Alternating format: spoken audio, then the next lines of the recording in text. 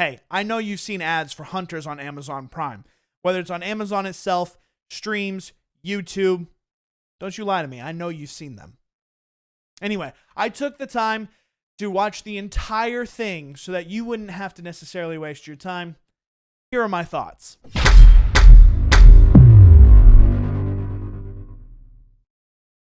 Now, before we get started with the video, I will be going into spoilers in the second half of this video. This first half will give a vague overview of what the story is about and what I think about it, what I would recommend for it, whether or not I think it's any good. And I'll give a little bit of a score that goes with that, one of my review scores. And you can determine for yourself whether you want to spend the time to actually watch the show or not. The second half of the video will actually contain, I want to say, an in-depth analysis, because the second half of the video will be getting a little bit long in the tooth, and therefore I won't go into much detail, but I will be giving specific examples of things that I find to be not necessarily the best part of the series and things that I find to be absolutely essential and really, really key to the series. So anyway, you can stick around for that. Before we even get into anything about the series, I do want to direct your attention to this beautiful subscription button that's right down here in the corner. You should think about clicking that and hitting the subscribe button if you want to see some more stuff, whether it would be this or whether it would be that or whether it would be something in the mix. Think about it. Think about hitting the subscribe button. That really helped me out. I really appreciate it. Now, on to what you've actually come here for. Hunters. So Hunters, on a very basic level, is a show about Nazis who came to America after World War II and a group of people hunting those Nazis and eventually delivering justice. What the show really comes across, there's very grotesque scenes. There are very, very evil things that happen within the show. It is very real. It is very accurate, and it is very brutal. So if you're a parent, I would advise you to not show this to your kids. I advise you to stay away from any kind of family activity relating to the show. It is strong graphic violence, gore. It has nudity. It has strong language. Basically, pretty much the whole entire sum of the series probably shouldn't be presented to anybody that's too young of age. I would want them to be close to adulthood, or at least at an adult, or at least really close to an adulthood to be able to watch it.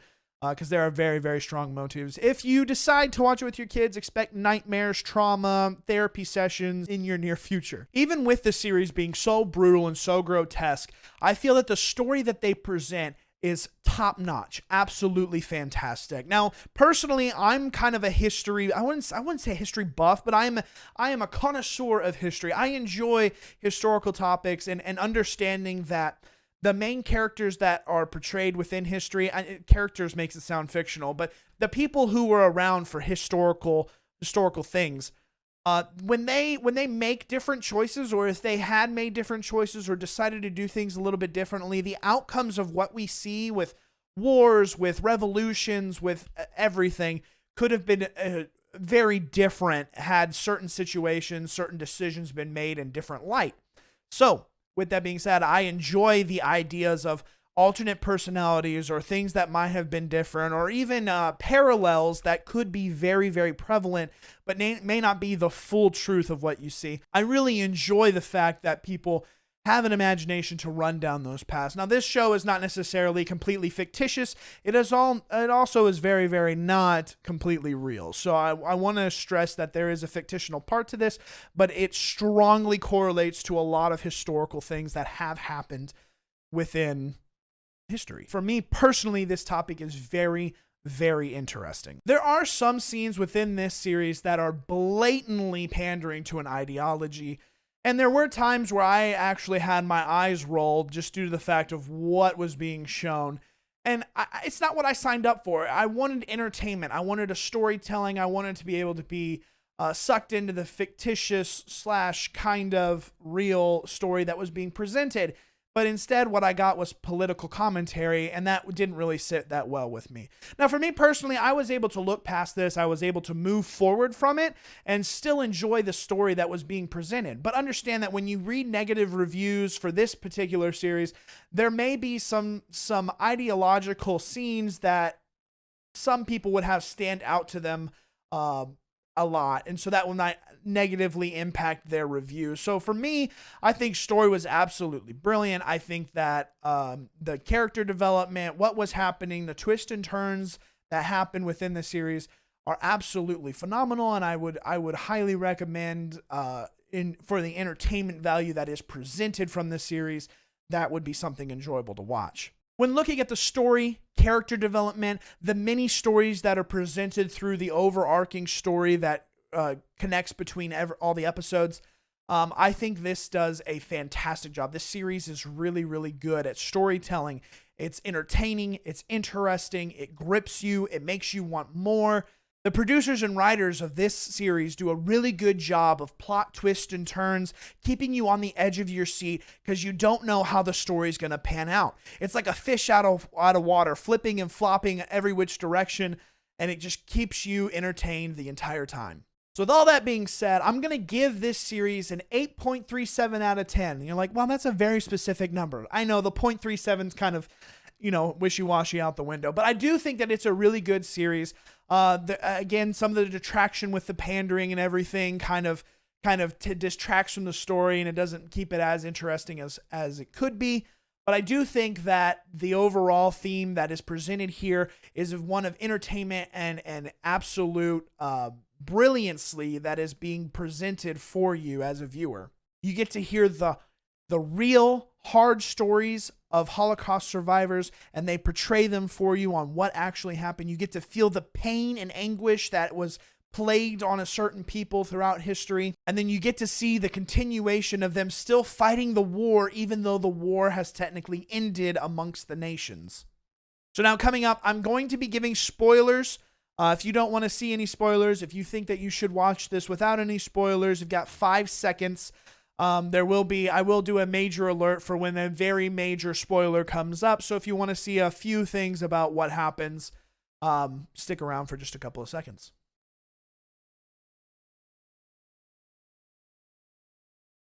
All right, I'm going to give a few details and parts of the story that are there.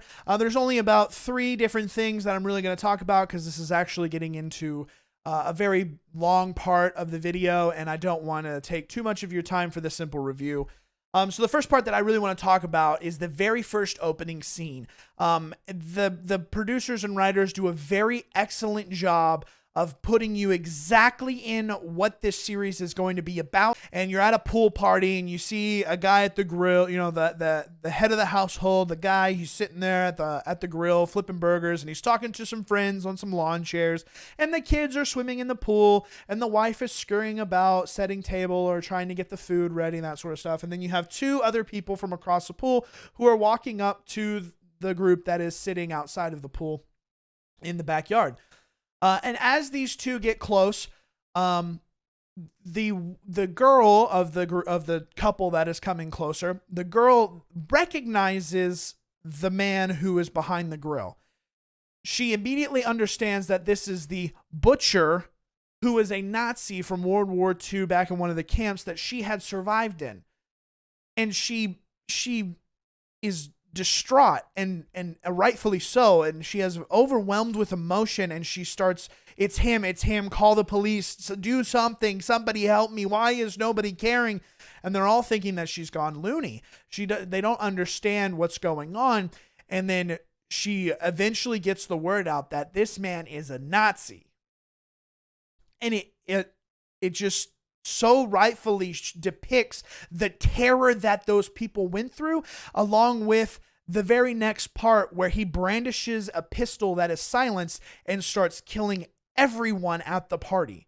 The kids, the wife, the couple that was sitting there, the guy that she had walked up with, and he just violently just turns and starts pop, pop, pop, every single person.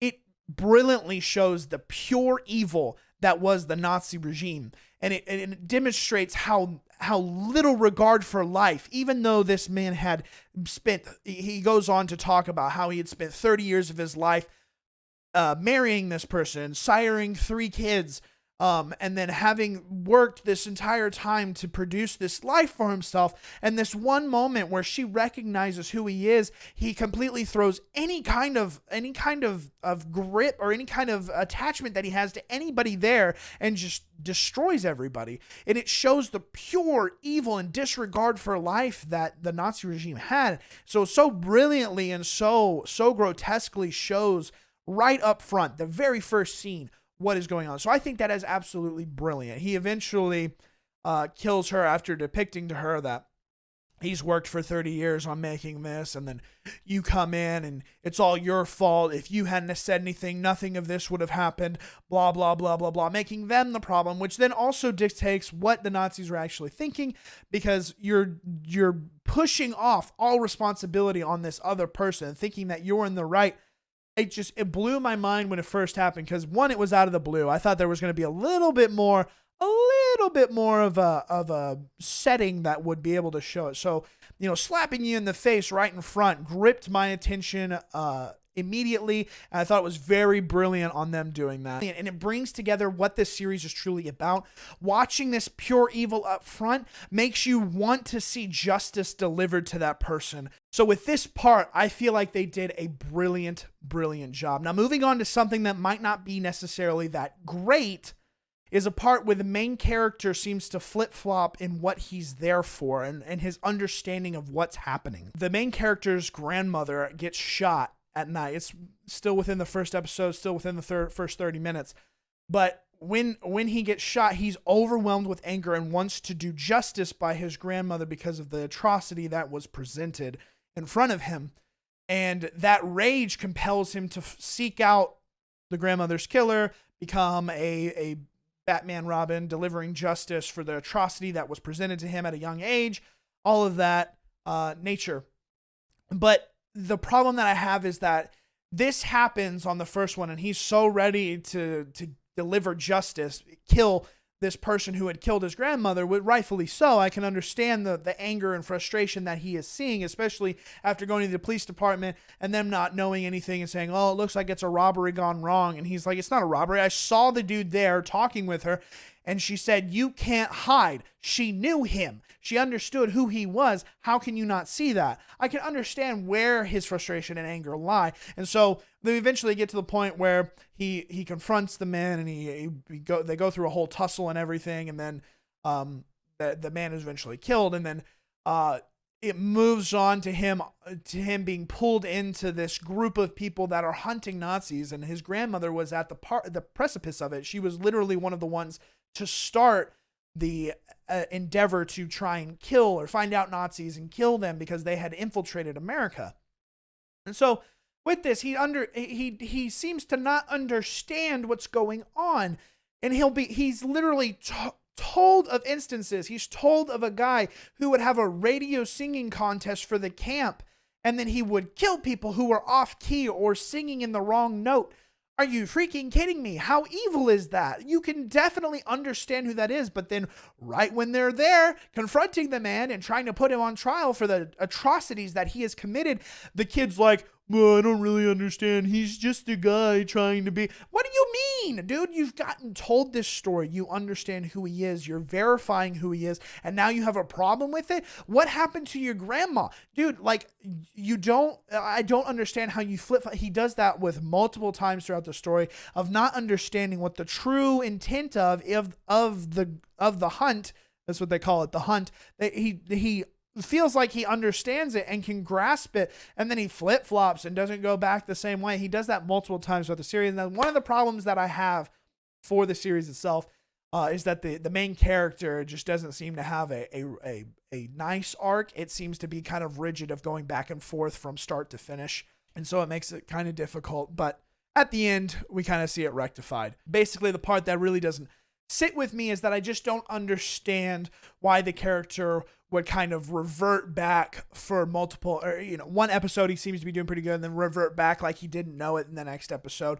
And that kind of happens back and forth a couple of times. He seems to have problems with giving justice. And this might just be due to the fact that he doesn't understand the true evil because he didn't experience the concentration camps. I can kind of get on board with that. I have to do my due diligence on the plot twist and the turns that this story takes. I think that writers keep you on the edge of your seat, wanting to know what happens next, just due to the fact that people that you deem to be a good part of the story flip to a different part of the story and then flip back. There's one part where the heroine that has long blonde hair is like a nun.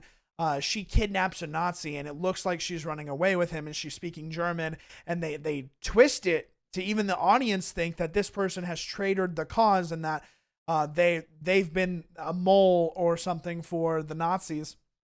And then after a few episodes, it switches back, and it's just like it just, not necessarily a few episodes, but like in the next episode, it'll eventually switch back, and it's just kind of like, oh, okay, well, it wasn't that. And then at the same time, another twist happens in a different mini story or whatever, and it's just you constantly have a flipping, turning of like betrayal and rectifying those situations back and forth, and everybody's just kind of lost at what's really going on. But it keeps you gripped, wanting to know what happens next. It keeps the entertainment value very high throughout the series.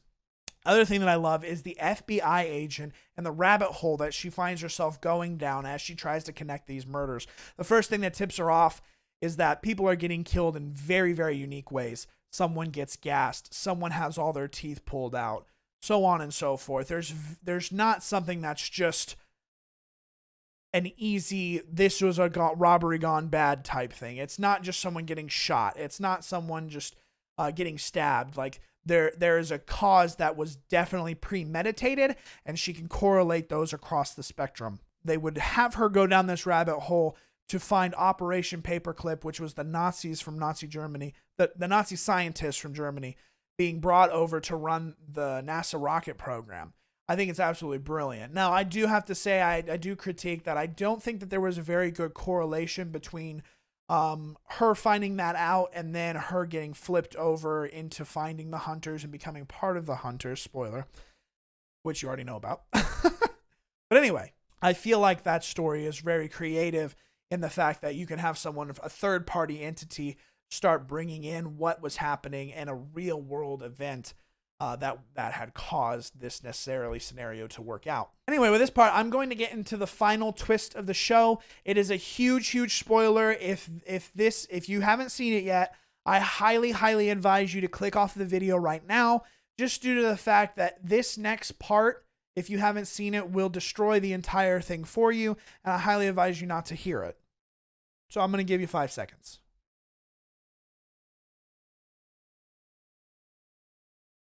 Okay, so this final twist, what happens is Al Pacino's character, who has been mentoring the young main character, Jonah, and he's been telling him everything left and right and center about what the hunt is, how the hunt happens and everything, eventually is going to kill who is believed to be the doctor that's been portrayed as the tormentor for both Jonah's grandfather, who's supposed to be Al Pacino, and his grandma in the camps. He's a doctor who did very evil things to both his grandpa and his grandma. When Al Pacino, the grandfather character, kills the doctor, something clicks in Jonah's head that his grandfather said in one of the biographies, the diary journal type stuff that was being said that he would say the Kaddish prayer, which is Jewish prayer of forgiveness for the person before he killed him. And Al Pacino doesn't do that. And so Jonah then asks, like, why didn't you say the prayer? I don't understand. You said that even when killing these people, we are forgiving them. We are not holding evil amongst them. We are doing justice. We are not doing this out of revenge. We are justifying the wrongs that were attributed to our people. And so without that prayer, Jonah then realizes that you're not who you say you are, which is mind-blowingly twist. What happened was the Nazi scientist escaped after being liberated from the prison. The Nazis were all in a prison for the war crimes that they were committing, and the Nazi scientist escaped, killed Jonah's grandfather, and then was surgically altered to reminisce Jonah's grandfather, so that the doctor who had fallen in love with his grandmother could then take the role of his grandfather. Blew my mind. Absolutely blew my mind. Biggest twist of all, absolutely crazy. And I think the most important thing that, and this might even just be a unintended byproduct, but basically what I'm seeing is that someone who is of an ideology that is pure evil could be deemed pure evil, which rightfully so is deemed pure evil, through the power of love, can twist their ideology, not twist it, but necessarily just move away from their ideology and then kill the ideology that they were a part of through the fact of love. So he loves the grandmother and then turns into the head figure hunting the Nazis that were in place. It blew my mind, and it's just, it might be a byproduct that was unintentional. It could be completely part of the story that was there. But to see someone who is of pure evil being able to be changed through love, and that just warmed my heart. And I think it's something that we can all take away as really, really good. So even though I have spoiled everything for you, I highly recommend that you go watch it.